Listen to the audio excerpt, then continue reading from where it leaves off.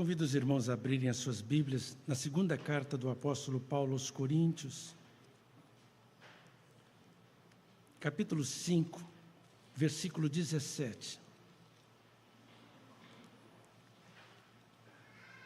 Mês de setembro é o mês de missões nacionais.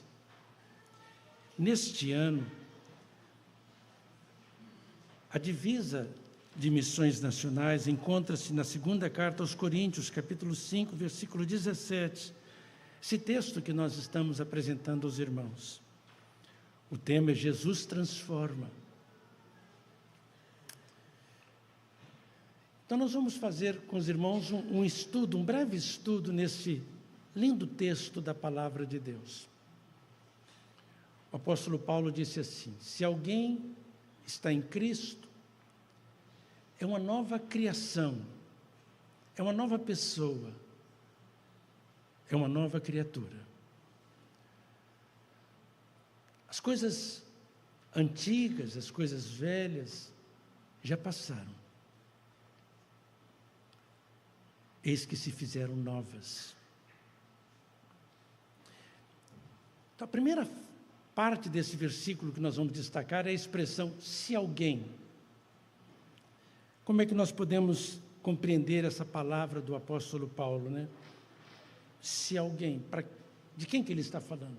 De qualquer pessoa. Seja homem ou seja mulher. Seja pobre ou seja rico. Seja jovem, seja adolescente, seja uma criança, um junior. Ou seja uma pessoa idosa, velha. Essa palavra de Paulo, essa palavra do Senhor, da Bíblia, diz respeito a todos nós. Seja religioso ou não. Então, a primeira coisa que nós gostaríamos então de deixar claro é que essa palavra é para você e para mim. Não importa o seu passado, o seu presente, Deus quer falar com você, quer falar para você. Então, se você estiver em Cristo, é a segunda parte. O que significa, então, estar em Cristo? Primeira coisa, para quem que essa palavra é? A segunda coisa, o que significa estar em Cristo? Para quem essa palavra é? Qual é a resposta? Para todos. Para todos. Você fez muitas coisas erradas, essa palavra é para você? Sim, é para você. Você acha que nunca fez coisa alguma errada? Essa palavra é para você também. Você é religioso? Ótimo, essa palavra é para você também, que é muito religioso. A segunda parte é estar em Cristo. O que significa estar em Cristo?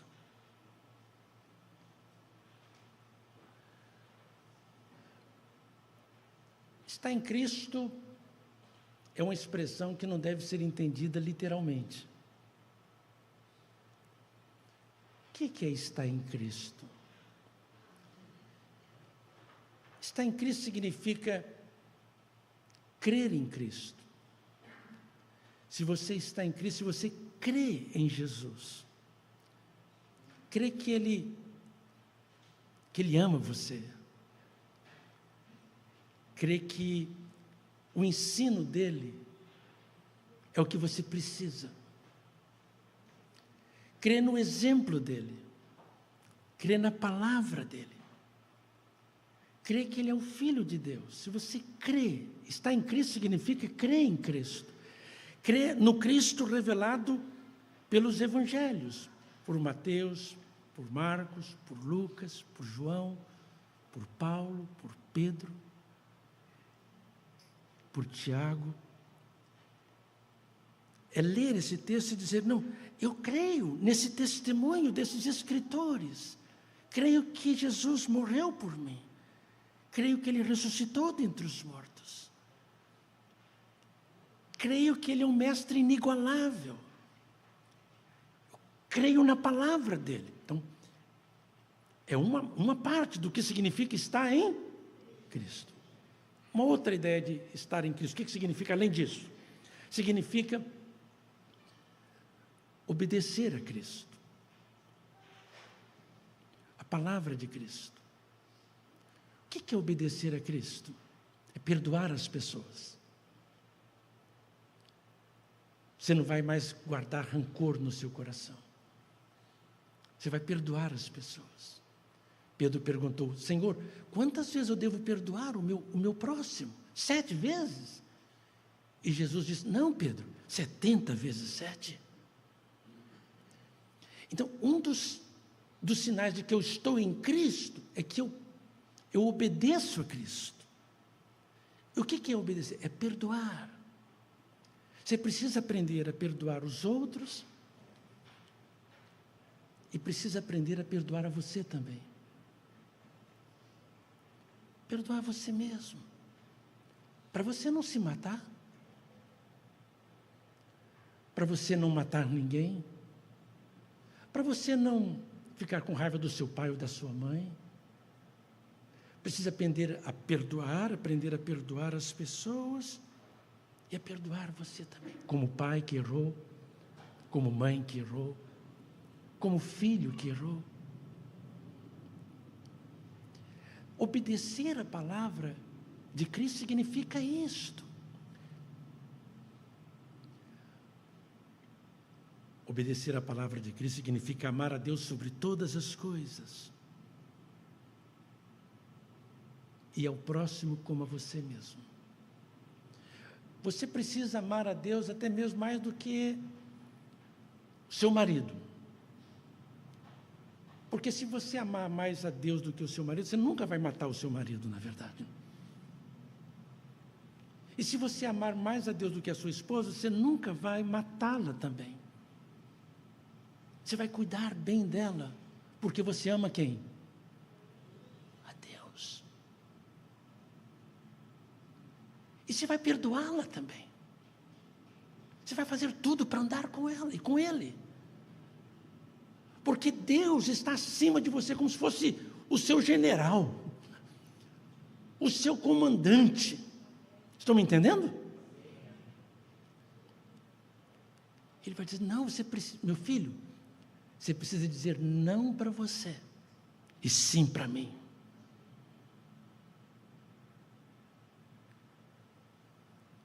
Então você vai cuidar da sua família. Então, estar em Cristo significa obedecer a Cristo. A palavra dele. Mas para obedecer a palavra dele, você tem que se matricular no curso bíblico Sião. E não apenas matricular, tem que fazer o curso, na verdade, né? Tem que estudar. Para conhecer a palavra. E descobrir que Cristo está em toda a Bíblia.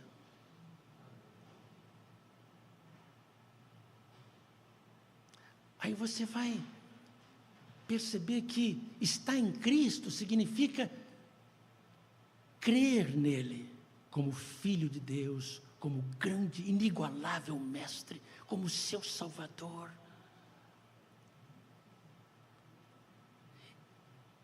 E você vai começar a obedecer a palavra dele, os ensinos dele, tomar a sua cruz, dizer não para você mesmo, e sim para o Senhor, sim para o Pai.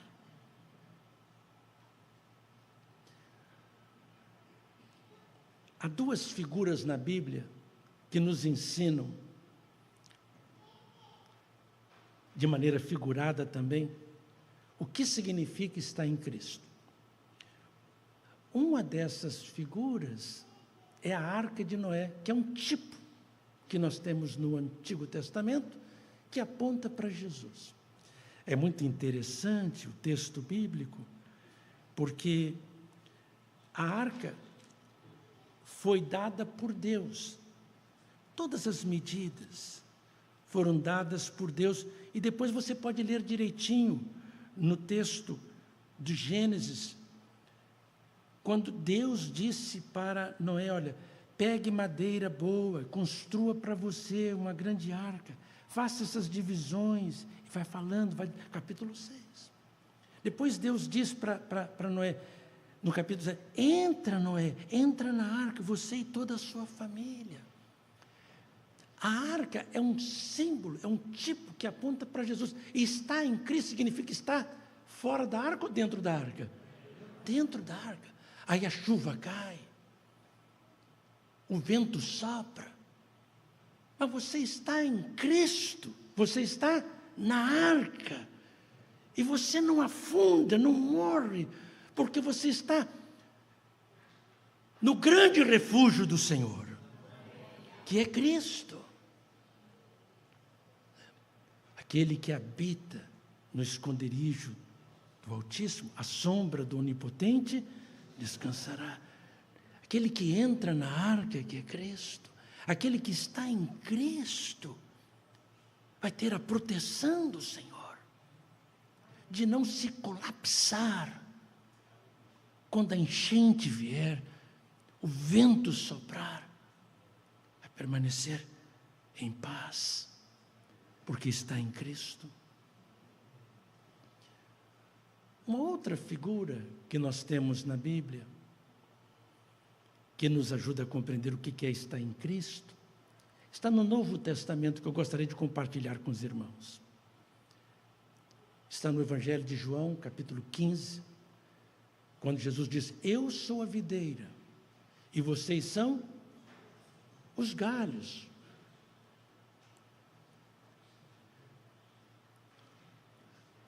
Para que o galho dê frutos, precisa de estar aonde? Na videira. Se estiver fora da videira, o que acontece com o galho? Ele morre, não dá frutos. Não dá frutos. Então, essa palavra, essa figura de linguagem, outra figura de linguagem que nós temos na Bíblia, nos lábios de Jesus, é muito preciosa. Capítulo 15 do Evangelho de João.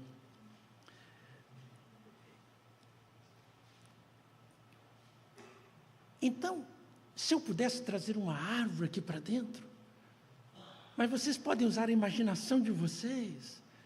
Aí vocês pensam, então, numa árvore, e nos galhos da árvore, os galhos cheios de frutos, e por causa, eles estão ligados à árvore. Assim é estar em Cristo. Sua mente está em Cristo, na palavra de Cristo, no exemplo de Cristo, no amor de Cristo, no poder de Cristo, na bondade de Cristo. Aí você é uma nova criatura, porque você está em Cristo.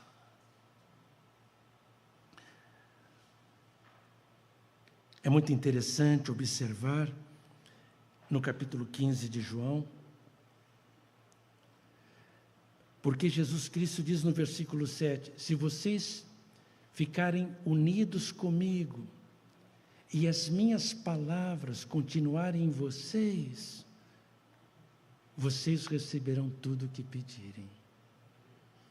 É interessante que ele fala, ao mesmo tempo que ele fala ele ser a videira e os galhos estarem ligados na videira, na árvore, ele fala da importância da palavra estar em nós. Palavra de quem? Dele. Se as minhas palavras permanecerem em nós. Então, estar em Cristo significa ter essa comunhão com Cristo, ter a palavra de Cristo. Meu amigo, meu irmão, o que eu faço para que você coma a palavra? Estude a palavra. O que eu tenho que fazer para você fazer isto? Porque isso é crucial.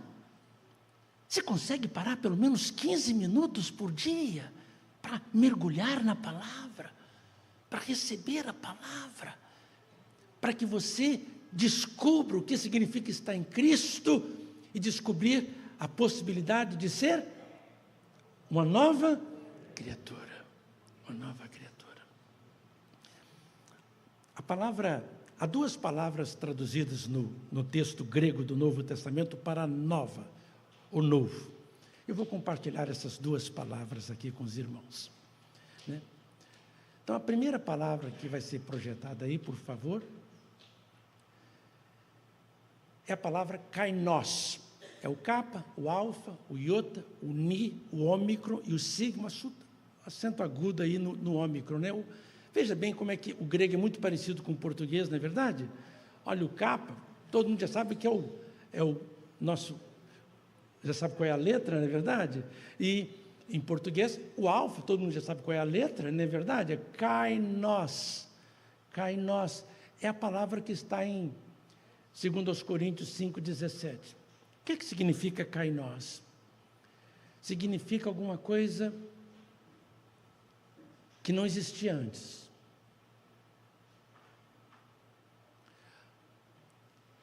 Alguma coisa desconhecida até então. É o kainos. Você vai ter um novo eu. Um marido novo. Uma esposa nova. Um pai novo. Uma mãe nova. Um filho novo. Um brasileiro novo. Essa é a palavra que está aí. Essa palavra aparece no texto de Marcos. Lá no finalzinho do texto de Marcos, capítulo 14, versículo 25. Para vocês terem uma ideia de como é que essa palavra aparece em outros lugares do Novo Testamento. Jesus disse: em verdade lhes digo que não beberei outra vez do fruto da vide até aquele dia em que beberei o vinho novo. O vinho novo. O vinho novo é um vinho de pouca idade?